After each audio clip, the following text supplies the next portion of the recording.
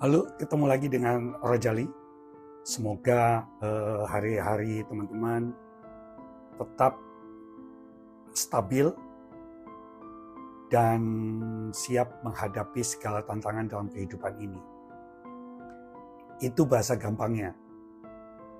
Rojali sebagai orang biasa, bukan selebritis, bukan public figure, bukan pula motivator. Jadi apa yang Rojali ocehkan adalah sesuatu yang terjadi dalam kehidupan sehari-hari. Mungkin di antara teman-teman juga mengalami hal ini. Mungkin di antara teman-teman ada yang menyampaikan hal ini terhadap orang-orang terdekatnya, teman, pasangan, atau di antara teman-teman Rojali memendam apa yang dirasakan ini sendiri.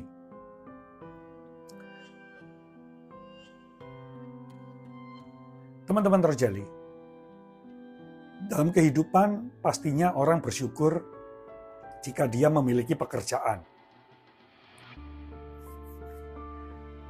Para mertua pasti senang kalau misalnya anak perempuannya memiliki seorang suami, seorang karyawan yang memiliki karir dan berpenghasilan tetap. Berbicara dengan hal itu, tentu saja hal itu sesuatu yang wajar dalam kehidupan. Demikian juga dengan berbagai karakter dan perilaku yang kita hadapi dalam keseharian. Ocehan kali ini adalah bahwa bagaimana bila seorang karyawan di sebuah perusahaan swasta dalam melaksanakan tugasnya tentu saja belum atau tidak memiliki kewenangan untuk mengambil sebuah keputusan. Terutama apabila keputusan ini adalah keputusan untuk perusahaan itu untuk diberlakukan terhadap para karyawan. Hal ini terjadi apabila sistem delegasi tidak diberikan secara wajar, secara baik kuantitatif maupun kualitatifnya terjaga. Ada sebuah cerita, teman-teman. Sebetulnya hal ini wajar ya, karena kita kan mau tahun baru. Tentunya ada sebagian dari perusahaan-perusahaan yang akan melaksanakan sebuah libur bersama dalam lingkup perusahaannya. Tetapi kalau libur bersama ini mengurangi hak cuti dari karyawan, maka tentu saja apabila jam kerja atau jadwal masuk ini bersifat seragam, maka tentu saja akan mudah untuk diperhitungkan apakah hak cutinya diuangkan ataukah hak cutinya hangus.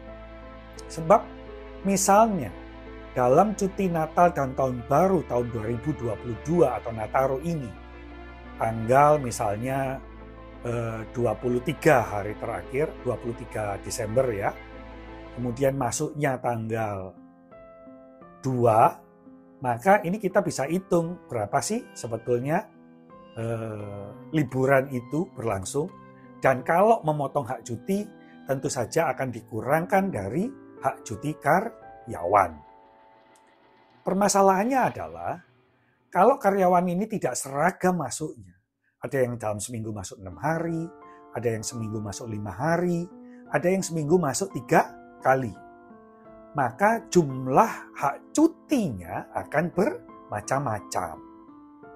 Sebetulnya tidak akan masalah kalau ada keputusan yang jelas bahwa sisa cuti kalau setelah dikurangi dengan libur atau cuti bersama dalam Natal Tahun Baru, ini diuangkan atau tidak. Kalau diuangkan ya bayarlah hak cuti hak karyawan tersebut. Kalau tidak mau membayar, ya keluarkan sebuah pengumuman yang disetujui bahwa akan menjadi hangus. Yang ketiga adalah bahwa bagaimana yang sudah punya hak cutinya minus. Kalau melompat tahun, bukankah hak cuti ini menjadi tahun berikutnya? Jangan sampai karena liburan ini lompat tahun, maka cuti karyawan dikurangi untuk tahun 2022. Ini kan lucu. Nah, yang lucu lagi, lucu, menjengkelkan, dan anjing banget adalah ketika perusahaan tidak mau membayar. Pada detik-detik terakhir seperti ini, karyawan yang masih punya hak cuti harus segera menghabiskan hak cutinya. Ini sebenarnya tidak masalah. Yang menjadi masalah adalah ketika tiba-tiba yang penting kantor tidak kosong. Loh, kalau memang diliburkan menjadi kosong sebagian, ya gimana? Ya nggak apa-apa dong. Oh, nggak dibayar kok. Kecuali sisa hak cuti tersebut tetap dibayar. Katakan cuti atau liburan yang dicutikan tahun baru ini di Nataru, ya, Natal dan Tahun Baru. Ini misalnya 6 hari. Sementara yang masih ada sisa cuti 9 hari. Yang 3 dikemanakan? Kalau yang 3 harus dihabiskan, maka ya tentu saja nggak hanya satu orang, ada banyak. Kalau diomongin nggak kosong, kalau diatur, maka ketika pengaturan itu agar segera sebelum mepet banget juga ditetapkan. Jangan masalah nyuruh doang dihabiskan. Nggak mau bayar, tapi diam. Nanti kalau sudah terlambat waktunya, nggak mau disalahkan.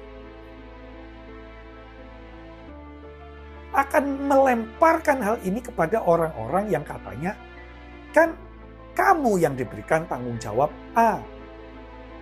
Kamu yang diberi tanggung jawab B. Masalahnya kembali lagi bahwa mereka kalau masih karyawan ini tidak diberikan kewenangan pengambilan keputusan.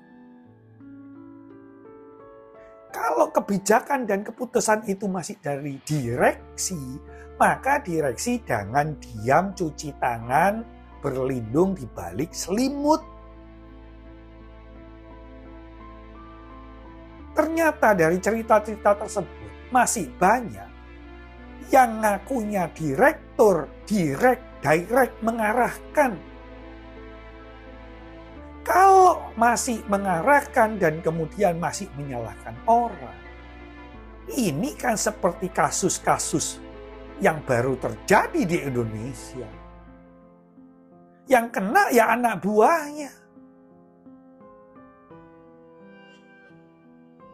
Itulah sebabnya seorang pimpinan juga tidak boleh mencuci tangan dan kemudian pura-pura bego, pura-pura bodoh, pura-pura nggak tahu dan kemudian pahpoh akan mengakibatkan stres kepada karyawannya. Stres pasti menimbulkan penyakit secara fisik, diabetes. Kalau diabetes bisa lari ke penyumbatan pembuluh darah di kepala. Kalau stroke gimana? Siapa yang ganti? Itu dari fisik. Dari non-fisik. Hubungan di rumah tangganya pasti juga carut marut. Karena orang yang stres tidak bisa berpikir jernih karena hambatan hormon kortisol.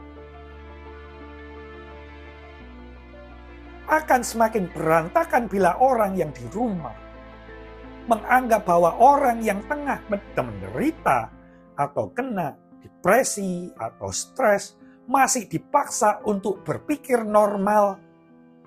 berpikir jernih. Akibatnya apa? Di kantor kacau balau, di rumah berantakan. Kalau dua sisi ini sudah tidak ada, maka apa yang di kepala karyawan tadi? Kehilangan tempat. Kalau kehilangan tempat artinya yang terbaik apa? Ketika dunia tidak memberikan tempat, maka coba teman-teman, apa yang menjadi tempat berikutnya? Inilah mengapa orang-orang yang depresi cenderung untuk mengakhiri dirinya sendiri. Satu, dipikir gila, padahal itu biologis terjadi. Dua, adalah tekanan-tekanan dari pekerjaannya. Pertanyaannya sekarang pada mungkin Kementerian Tenaga Kerja. Ketika aspek-aspek pekerjaan ini sangat mengganggu kehidupan privatnya dan mengakibatkan penyakit yang mendera. Lalu ketika terjadi kerusakan dalam dua sisi pekerjaan dan sisi kehidupannya sendiri, siapa yang akan bertanggung jawab? Yang paling mudah yang bertanggung jawab adalah dirinya sendiri masing-masing, bukan? Karena apa? Karena semuanya tidak ingin merasa disalahkan.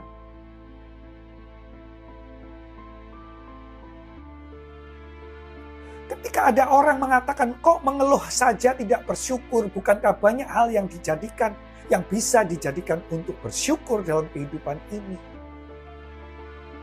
Ketika yang ngomong belum ngalami, nanti ketika ngalami dia juga akan meraung-raung sendiri. Jadi teman-teman, pada awal minggu ini tentunya, PR kita bersama adalah ketika ada hal-hal yang sulit untuk dikontrol, sulit untuk disikapi, mungkin disinilah kita berdoa agar semesta menjalankan aturannya. Ketika berdoa kadang merasa lelah. Ketika ingin mendengar suara Tuhan tapi tak pernah terdengar. Mari, mungkin kita hanya berharap saja. Sebab hanya harapan yang mendorong kita tetap melangkahkan kaki dalam relung-relung kehidupan yang terasa panjang. Mohon maaf kalau ada kata-kata yang salah. Mohon komentar di bawah ini. Mohon masukannya juga. Dan bantu Rojali untuk subscribe tentunya. Sampai ketemu lagi. Salam Rojali.